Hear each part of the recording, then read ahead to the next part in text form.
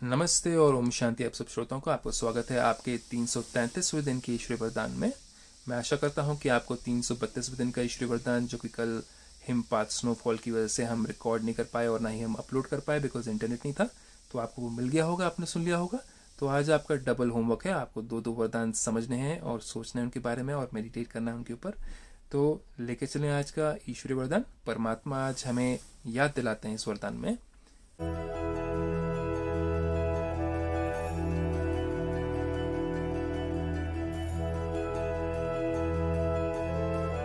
कि हेडिंग में कहते हैं स्वस्थिति द्वारा। अब स्वस्थिति मतलब कि कोई पोस्ट पोजीशन नहीं, कोई धन की स्थिति नहीं, लेकिन मन की स्थिति द्वारा सर्व परिस्थितियों का सामना करने वाले अव्यक्त स्थिति के अभ्यासी भव। अव्यक्त मतलब फरिश्ता जैसे।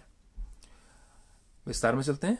जब अव्यक्त स्थिति के अभ्यास की आदत बन जाएगी तब स्वस्थिति द्वारा हर परिस्थिति का सामना कर सकेंगे। अव्यक्त स्थिति मतलब फरिश्ता स्थिति।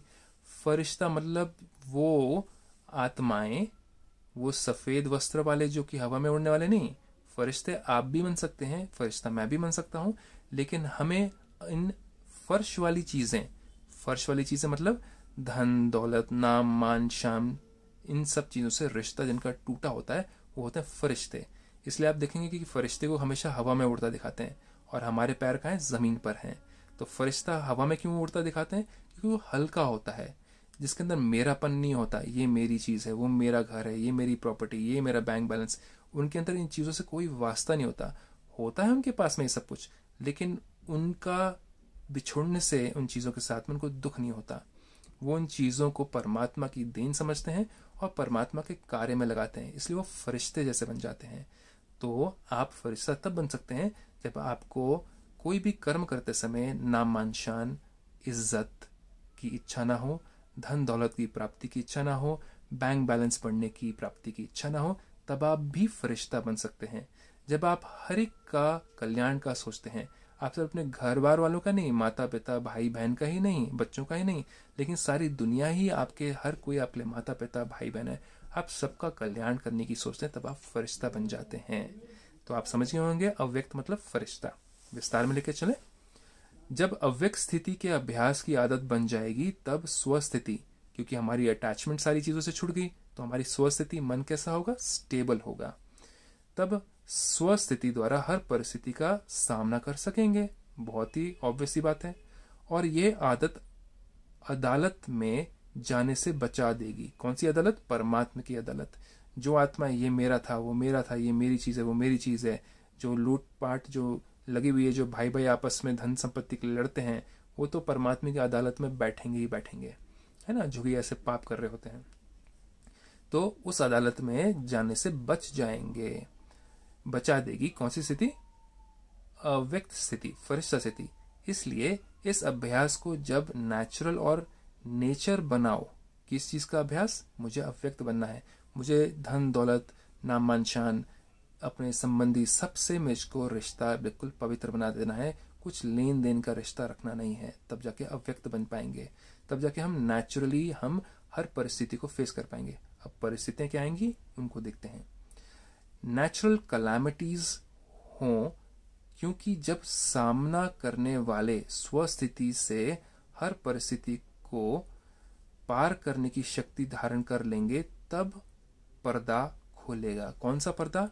महाविनाश का पर्दा, महाकाल का पर्दा। महाकाल मतलब महामृत्यु का पर्दा, जिसको हम कहते हैं एंड ऑफ डेज कहें, चाहे इसको आप कयामत का समय कहें। क्योंकि जब ये समय आएगा, जो कि कुछ ही वर्षों में आने वाला है, तब जाकर के कुछ लोग हाय हाय करेंगे, कुछ लोग वाह वाह करेंगे। वाह प्रभु वाह कि आपने मुझे पहले ही बता दिया ये सब कुछ होने वाला है।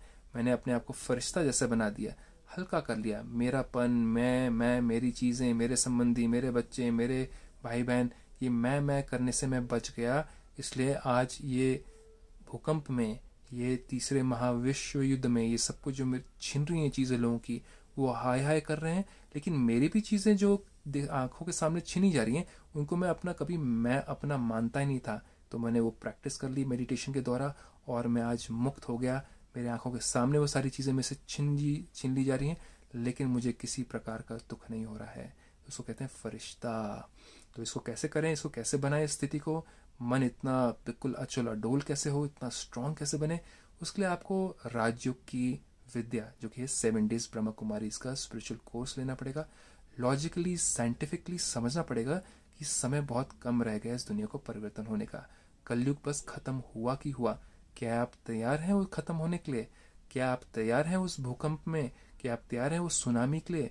क्या आप तैयार हैं वो तीसरे महाविश्व युद्ध के लिए, जो कि आपकी आंखों के सामने से जो किया, जो भी आपने कुछ बनाया है, धन संपत्ति इकट्ठी करी है, या बच्चे हैं या परिवार है, वो सब कुछ आपकी आंखों से जब चला जाएगा दूर, क्या आपके पास में इतनी रूहानियत, इतना स्पिरिचुअल तेज है, ज्ञान है कि आप बिल्कुल टस से मस ना हो, बिल्कुल ना हिलें?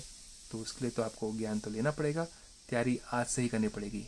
एग्ज़ाम के पहले अगर पढ़ाई करी जाती है तो फिर दिल की धड़कनें बढ़ जाती हैं, लेकिन ये दुनिया का जो एग्ज़ाम है, महाकाल का समय, एंड ऑफ डेज का समय, उसकी तैयारी आज से ही करनी है। लास्ट समय पे नहीं हो पाएगी इसकी तैयारी। तो उसको करें कैसे? उसके लिए आपको godly spiritual university Brahma Kumaris में जाकर के सीखना पड़ेगा। आगे बढ़े। बाबा कहते हैं इसके लिए पुरानी आदतों से, पुराने संस्कारों से, पुरानी बातों से पूरा वैराग्य चाहिए। मतलब कि जो पुरानी आदतें हमारी क्या हो सकती हैं? नाम मान शान कमाने की, मैंने कुछ किया किसी के लिए, मुझे वापस कुछ रिटर्न में चाहिए, मैंने इतना प्यार से बात किया, उसने मेरे साथ में अच्छे से बात क्यों नहीं किया, उसने मेरे को इज्जत क्यों नहीं करी, मैंने ये सारा काम किया, मुझे प्रमोशन क्यों नहीं मिली, मुझे भी पोस्ट क्यों नहीं मिली, मुझे बॉस क्यों नहीं पसंद करता है, मेरे को धन संपत्ति बंटवारा होकर के मेरे को इतना पार्ट चाहिए, मेरे भाई को क्यों ज़्यादा दिया, मेरी बहन को क्यों ज़्यादा मिला, मेरे चाचा ने ये क्यों किया, मेरे मामा के ने ये क्यों किया, मेरे काका ने ये क्यों किया, ये धर्म वाले ऐसे क्यों कर रहे हैं, गवर्नमेंट ऐसे वाले क्यों कर रहे हैं। ये सारी चीज़ों से हमें हल्का और मुक्त होना है। इसके लिए तो सत्य ज्ञान की ज़रूरत है, क्योंकि आंखें जो देखती हैं उसी चीज़ से हम आकर्षित हो जाते हैं, उसी चीज़ से हम परेशान हो जाते हैं, लेकिन उसके अंदर छुपा हुआ सत्य क्या है, उसको जानने के लिए हमें ये कोर्स करना 7 डेज का ब्रह्मा कुमारी में बहुत ज़रूरी है।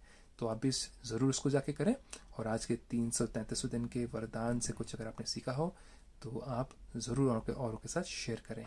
इसी के साथ में आपका दिन शुभ हो। ओम शांति।